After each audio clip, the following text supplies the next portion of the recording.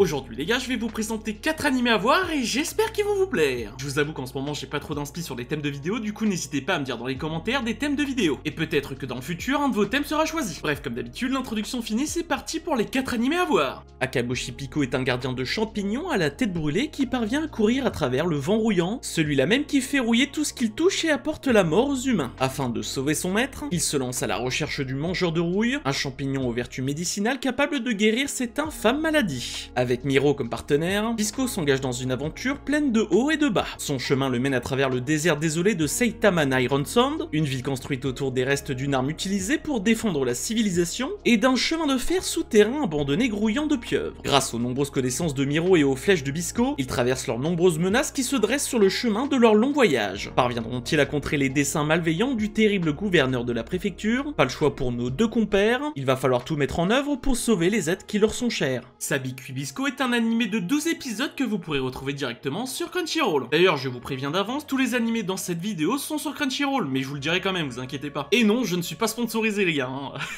Le studio Oz est à l'animation, et pour ceux qui ne les connaissent pas, c'est normal car ils ont travaillé que sur cet animé-là. D'ailleurs, pour ceux qui connaissaient déjà cet animé-là, la saison 2 a été annoncée il y a plus d'1 an maintenant, donc il n'y a plus qu'à attendre. Bref, je sais que cet animé a été beaucoup critiqué, mais pour moi, je dis bien, pour moi, cet animé est vraiment sympa. Le personnage principal est cool, l'histoire est intéressante, et l'animation l'est tout autant. Donc n'hésitez pas et foncez. Mikoto Shiratori, un ancien prodige du badminton, a abandonné tout espoir de carrière dans ce sport en raison d'une importante défaite lorsqu'il était encore au lycée. De nos jours, il travaille dans le département des ventes de la société Sunlight Beverage et pratique le badminton occasionnellement avec quelques-uns de ses collègues. Ainsi, nous assistons à la naissance d'un nouveau genre d'homme d'affaires, quelque part entre le salaryman et le sportif. Salaryman's Club est un animé de 12 épisodes que vous pouvez retrouver directement sur Crunchyroll. Liden Film est à l'animation et pour ceux qui ne les connaissent pas, ils ont déjà travaillé sur Tokyo Revenger ou encore Call of the Night. Bon, est-ce qu'on ne tient pas là le futur IQ? C'est le mec, il est vraiment à l'ouest et perché là, il est zinzin le frérot là.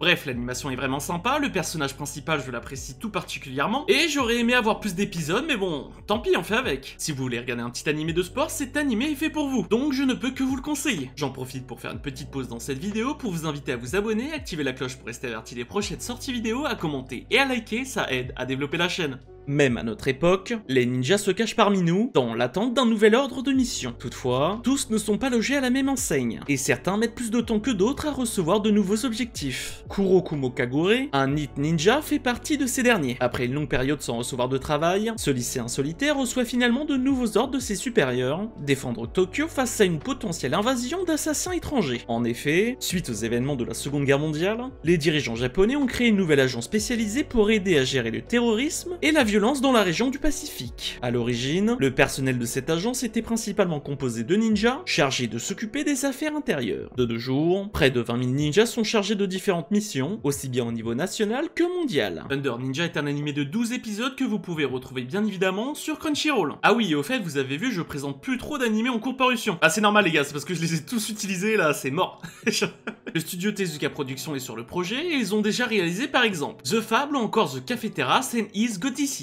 L'anime est vraiment sympa, en revanche il est vraiment très difficile à suivre. Je pense que ceux qui l'ont regardé et ceux qui vont le regarder vont comprendre pourquoi. L'animation est clean et les personnages sont plutôt cool, du coup bah je vous le conseille. N'hésitez pas et foncez. Ne pouvant pas avoir d'enfants de manière naturelle, Osamu Yoko Sonoyama décide d'adopter un jeune garçon afin de pouvoir mener une véritable vie de famille. C'est ainsi que le jeune Hitori, âgé de 13 ans, fait éruption dans leur vie, bien heureux de rencontrer des parents aimants, de découvrir une maison spacieuse et de pouvoir goûter à de bons petits plats. Toutefois, derrière la beauté séduisante et la gentillesse apparente du jeune adolescent se cache une tromperie hors du commun. En réalité, Hitori n'est qu'un personnage inventé par les frères jumeaux Migi et Dali, qui l'incarnent l'un après l'autre dans le but de mener à bien leur véritable objectif. Le duo cherche en vérité à infiltrer une certaine ville, qui serait au cœur d'un incident lié à leur passé, et qui les a laissés avec un désir brûlant de vengeance. Mais qui sont vraiment Migi et Dali? Migi et Dali est un animé de 13 épisodes que vous pouvez retrouver comme d'habitude sur Crunchyroll. Le studio Geek Toys est à l'animation, et pour ceux qui ne les connaissent pas, ils ont déjà travaillé sur Dead Live ou encore Death Moon's Death Play. Ils n'étaient pas seuls sur le projet, ils ont travaillé avec un deuxième studio qui se nomme Camp Town, mais malheureusement, enfin pour le moment, ils ont travaillé que sur cet animé là. Bref, un animé assez sympa avec une bonne intrigue et une très bonne animation. Je vous avoue que dès le premier épisode, on sait pas trop si les mecs sont malades, psychopathes ou plein d'autres choses. Donc je vous laisse en juger par vous-même et n'hésitez pas à me le dire dans les commentaires. Bref, en tout cas, n'hésitez pas et foncez. Les 4 animés à voir, c'est fini pour aujourd'hui. J'espère que la vidéo t'a plu et comme d'habitude, on se retrouve vendredi prochain à 16 h. C'était Marathieu.